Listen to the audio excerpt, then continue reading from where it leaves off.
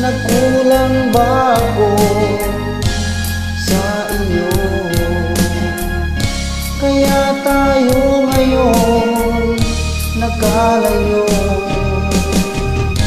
Walang nagawa kasalanan.